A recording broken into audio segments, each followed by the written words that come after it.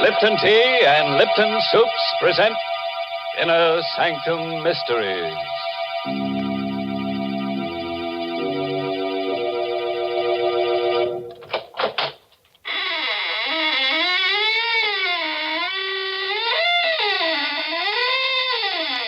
Good evening, friends.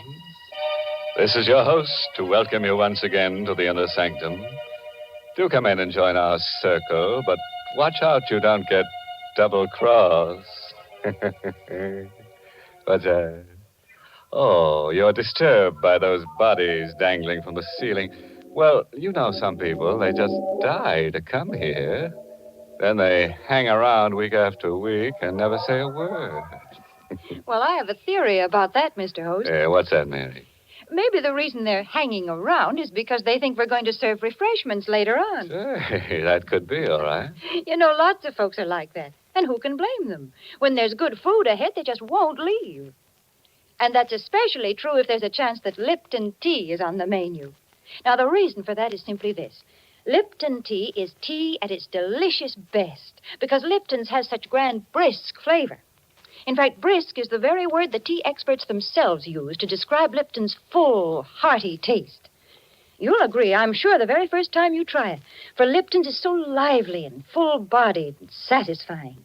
Yes, it's that brisk flavor that makes more people buy and enjoy Lipton's than any other brand of tea in the world. So whenever you ask for tea, make sure you ask for Lipton tea.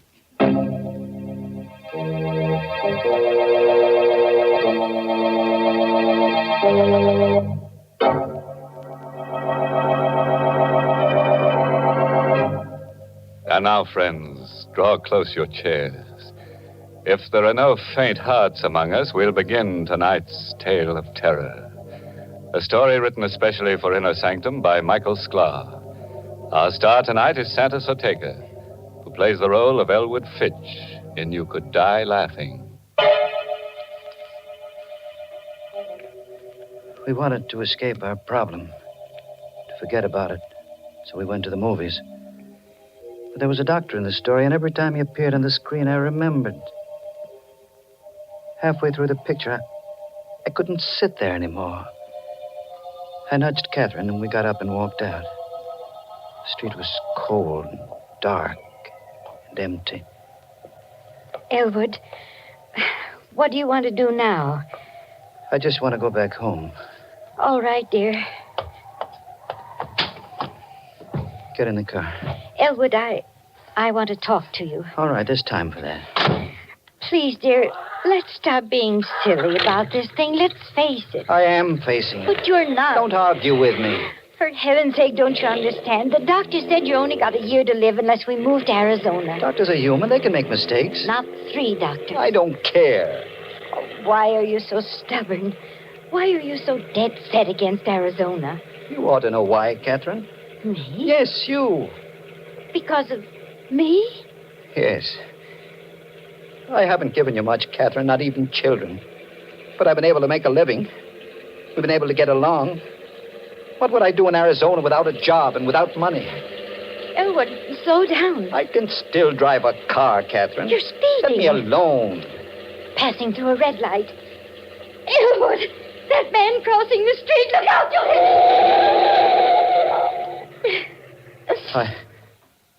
Catherine. Did I? Yes. He's lying on the ground. Good Lord. He walked in front of the car. We've got to help him. Is he? He's dead. Oh, Elwood. I didn't mean to do it. I couldn't help it. It happened so fast. Better call the police. Police? Well, you said he's dead. The police? Catherine, there's no one but us on the street. Nobody else saw it happen. Well, what difference does that make? Get back in the car. Elwood, are you suggesting I was that... speeding. I passed a red light. And now this. They'll arrest me. They'll put me on trial for manslaughter. But my... He's dead, isn't he? We can't help him. It won't do me any good if I go to jail. But running away, leaving the body... Catherine, we've got enough troubles without this. We're going to get into the car and drive straight to the garage. I've got a year to live, and I'm not going to spend it in prison.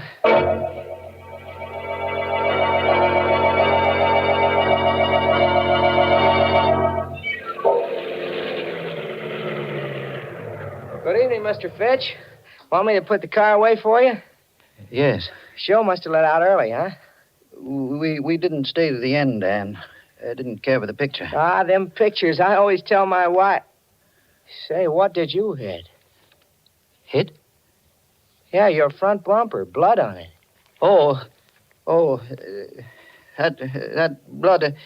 A dog ran in front of the car. Do me a favor, Dan. Wash it off before you put the car away. Sure thing, Mr. Fitch.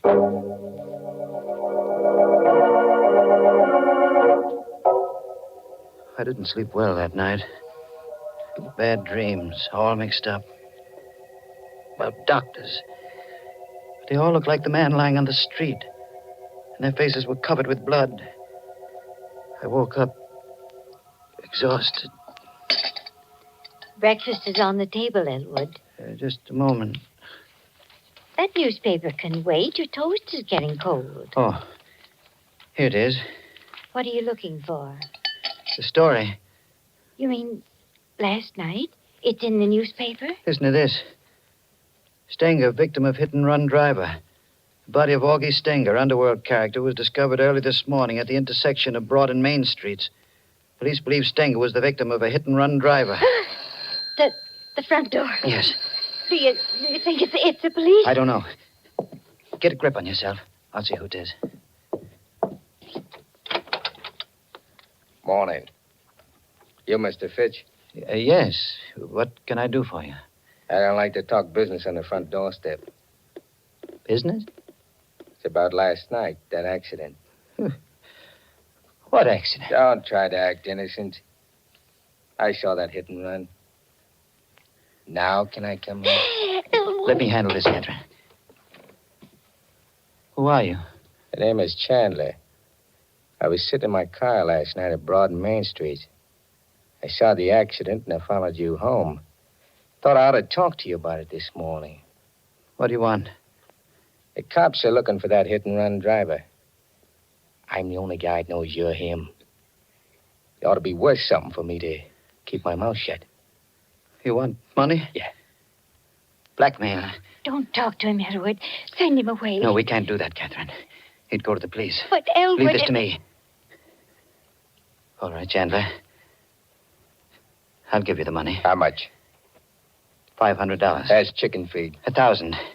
Ah, now you're talking sense. When do I get it? I'll give it to you now. It's in my coat pocket. Here. Here it is. You'll find exactly $1,000 in $20 bills. Thanks. Now, get out of here. Now, wait a minute. Don't get nasty, Fitch. I'm doing you a favor. You got your money. Now get out. I'm going. But I'll be back. We'll call this the first installment.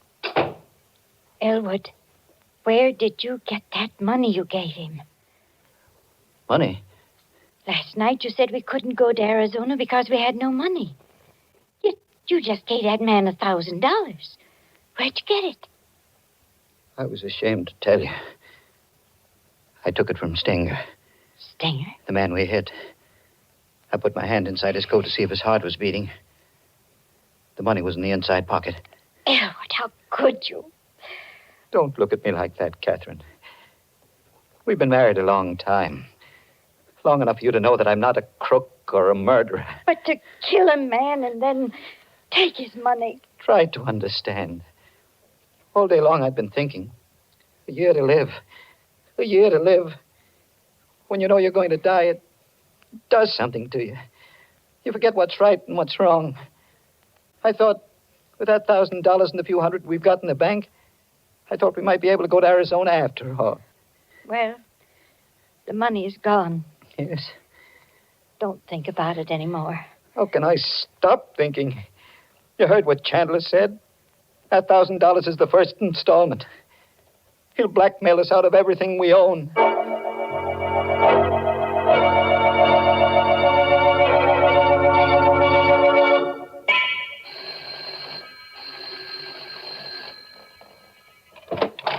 Chandler. Shut the door, quick. Who is it, Catherine? Shut that door, Mrs. Fitch. You were here only yesterday. What do you want now? The cops are after me. You and me on the same boat. What have you done? What do they want you for? Murder. Murder. You shouldn't have come here. I figured this place ought to make a pretty good hideout. No. You can't stay here. Who's going to stop me? I won't allow it, Elwood. I won't have this man in my house. All right, cut the squawk. No. I stood a lot from you, Chandler, but stay away from me. Yeah. Don't you dare touch him. Elwood! Elwood! Don't cry, Catherine. I'm all right. Any more back talk, Fitch? No. Okay. I'm moving in.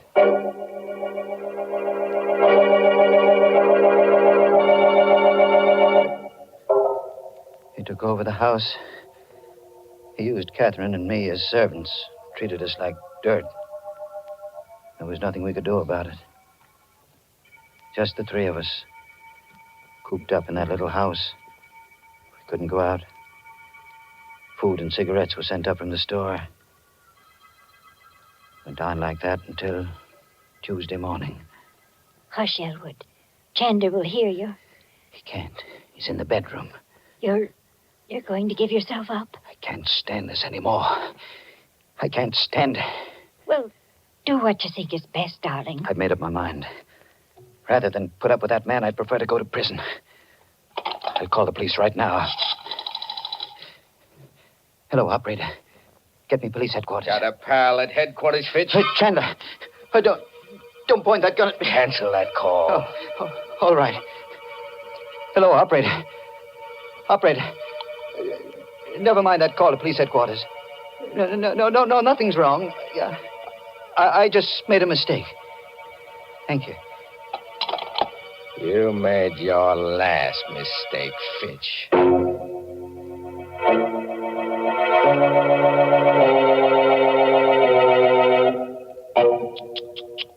Imagine that black villain, Jack Chandler. First he blackmails Elwood, then he blackjacks him, and now he blackballs him from using his own telephone. You know what I'd do if I were Elwood? I'd apply for a writ of habeas corpus. That is, if Chandler doesn't turn Elwood into a corpus first. Things do look bad for Elwood, I must admit, Mr. Host. My, what a lot of unpleasant surprises he's been having. Yes, and he's in for a lot more, Mary. Goodness. Well, right now, I'd much rather talk about pleasant surprises. Well, that's a lady's privilege, Mary. You go right ahead. A good instance of a pleasant surprise happened to me one of those glorious sunny days last week. Florence Perry and I drove out to the woods to gather spring wildflowers. But we'd scarcely reached the woods when the sky clouded over, and in a few minutes we were chilled to the bone. Back to the car we hurried, figuring the whole afternoon was ruined. And it was then that Florence brought out that pleasant surprise I mentioned. A whole big thermos of heavenly hot Lipton tea. Well, we sat down and had ourselves a regular tea party right there in the woods.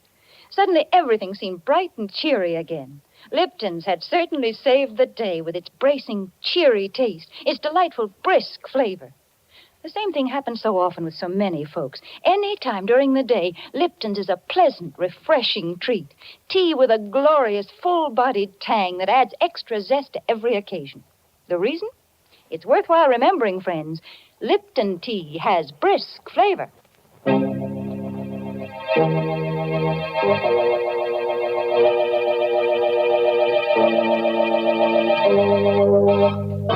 Now, friends, let's get back to those lovely people, Jack Chandler and Elwood Fitch. Chandler the murderer and Elwood the hit-and-run driver. It's quite a pair. Together they make a full house.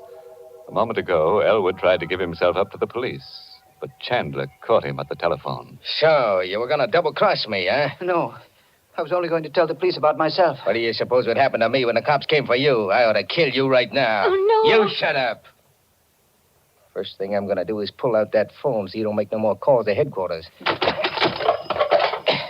Yeah. That settles the phone. Now, stand up. What are you going to... The door. Can you see who it is through the window, Fitch? Yes. Take a look. But remember, I still got this gun. Don't try any tricks. It's a man. Recognize him? No. Now listen, before you open the door, I'm taking your wife into the next room with me. I'll be able to watch you and hear every word you say. You know what I'll do to Mrs. Fitch if you double-cross me. Yes. Okay.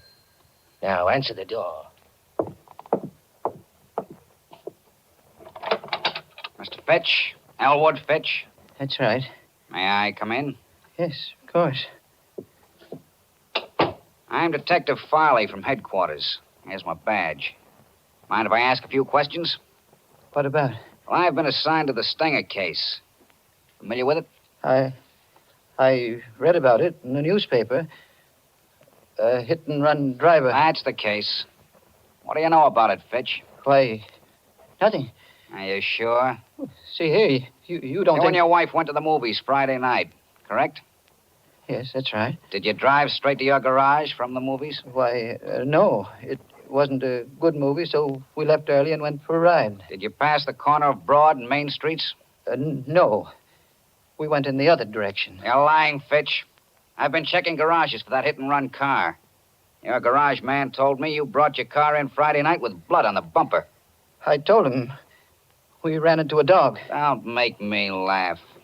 Your story wouldn't hold up a minute if that fool garage man hadn't washed the blood off. Are you going to arrest me? I need evidence first. When I get it, I'll come back.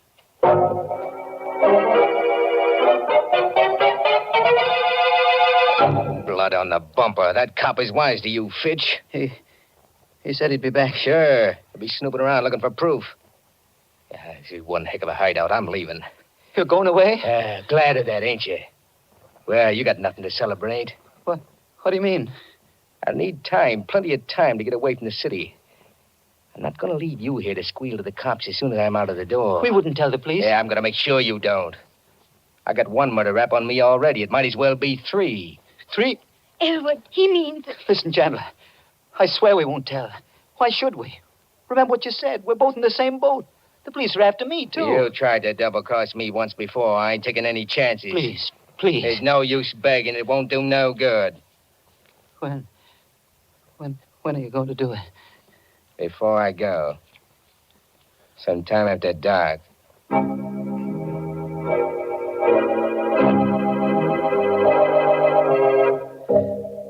The rest of that day was a nightmare. Chandler wouldn't let me separate from Catherine. Everywhere we went, everything we did, he was always behind us with that gun in his hand. The gun. I had to take it away from him. He was much younger than I, big and tough. But I had to try. I watched for my chance. It came late in the afternoon. He was lighting a cigarette. He put the gun down on the living room table while he felt in his pockets for a match. Both of us were the same distance from the gun. I made a dive for it. Hey, get away from that rod. No, let go. I'll kill you for this. Catherine, you help me. Grab his hand. Let go of me. Let go. Hold him, Catherine. Hang on to him.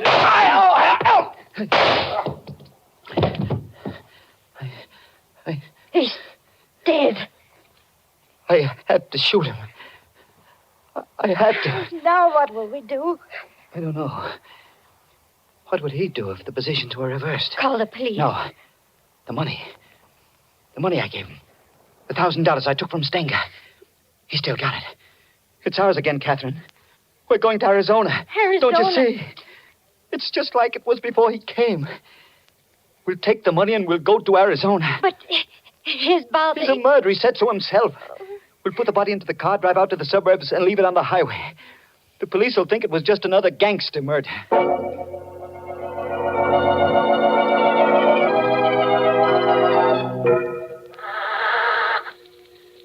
I was just able to squeeze the dead body into the luggage compartment. Hurry, Elwood. Let's get away before one of the neighbors sees us. Oh, my gosh. Now, what's the matter? The gasoline gauge. It's almost empty. Oh. We'll have to stop at the garage.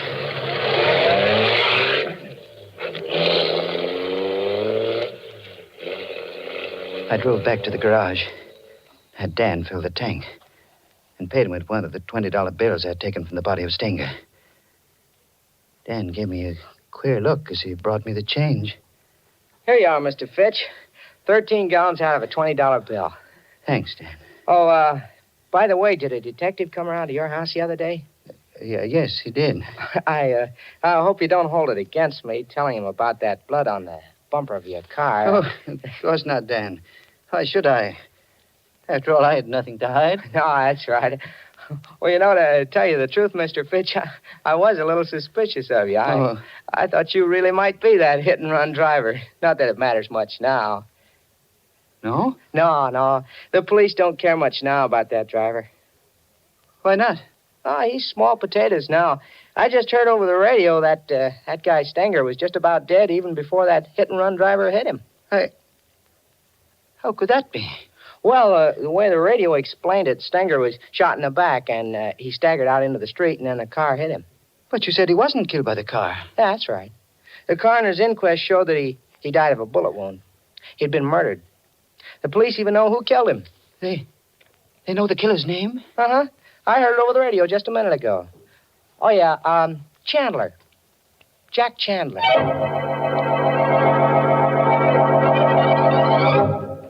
I don't remember driving away from the garage. It kept going around in my brain.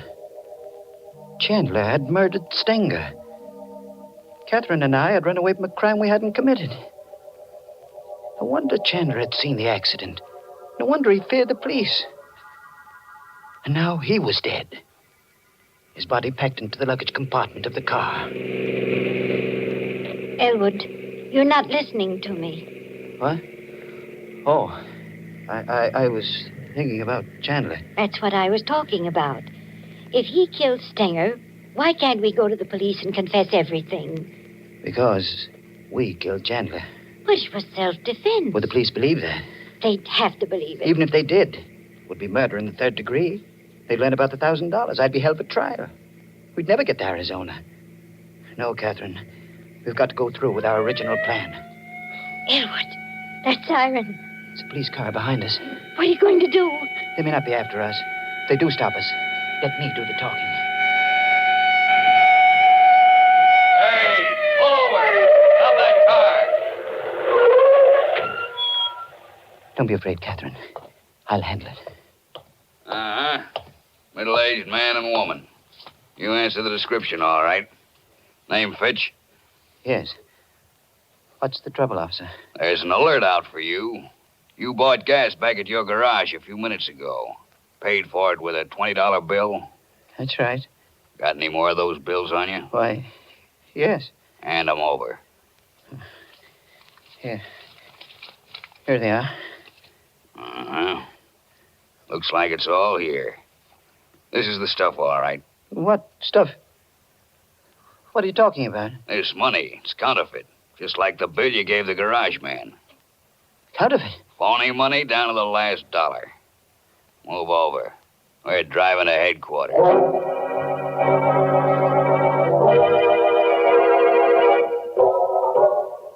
Well, that's the story, Detective Farley. You'll find Chandler's body in the back of my car. Willing to put your signature to this confession, Mr. Fitch? Yes, I'll sign it. Oh, you could have saved yourself a lot of grief.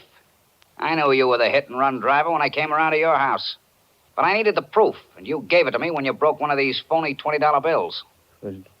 Did you know then about the money? Sure. Stenger had a long record as a counterfeiter. His girl told us he was carrying $1,000 in bad money the night he was killed. Naturally, when we didn't find the money on his body, we knew it had been taken by the hit-and-run driver. And the blood on the bumper of your car was the giveaway. Well, now that you've caught me, what's going to happen to me?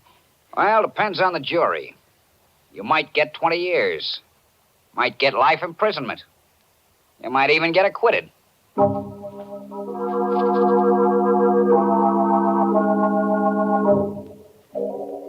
I'm in the courtroom now. Catherine beside me, waiting for the decision. The jury just filed in. The judge has asked if they reached a verdict. The foreman of the jury is rising to his feet. Your Honor, we find the defendants not guilty. Oh, Catherine. Oh, Elwood, thank heaven. I don't know where this to laugh or cry. Oh, darling, you were right from the very beginning. Money or no money, we're going to Arizona.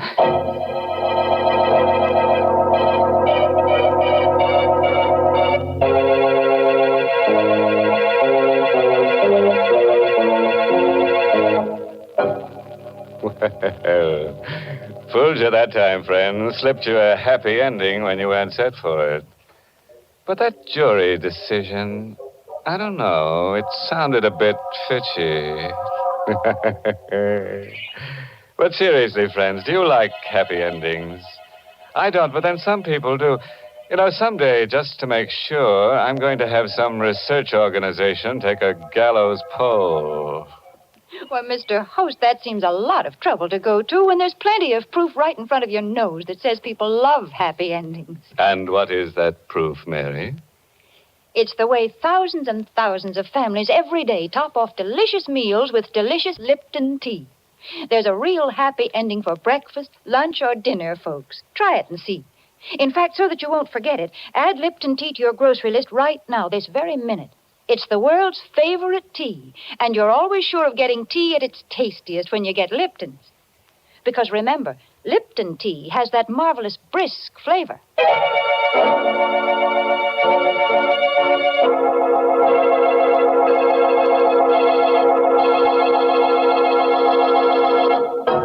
A parting word of advice, friends, drawn from the experiences of Elwood Fitch.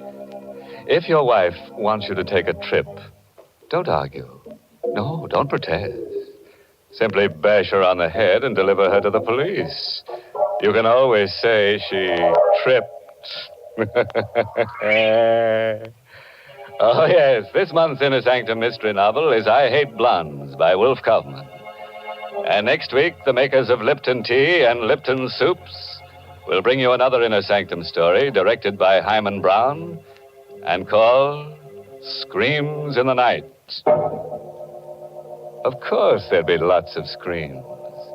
The kind you like, blood-curdling. And there's the usual triangle. A man, his wife, and another girl. But the joker is, he who grasps best gasps last. Don't get it? And for the details, better be listening to Inner Sanctum next week. Until then, good night. Pleasant dreams.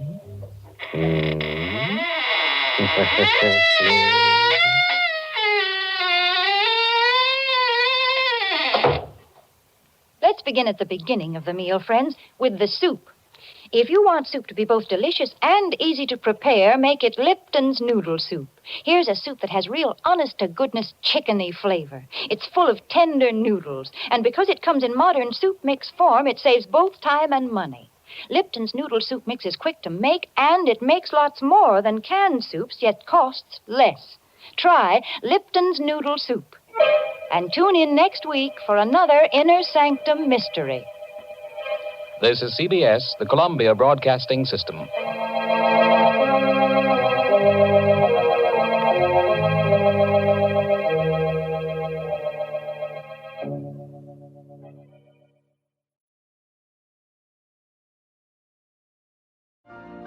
You've been listening to the OTR Gold Network. Find more classic radio at otrgold.com.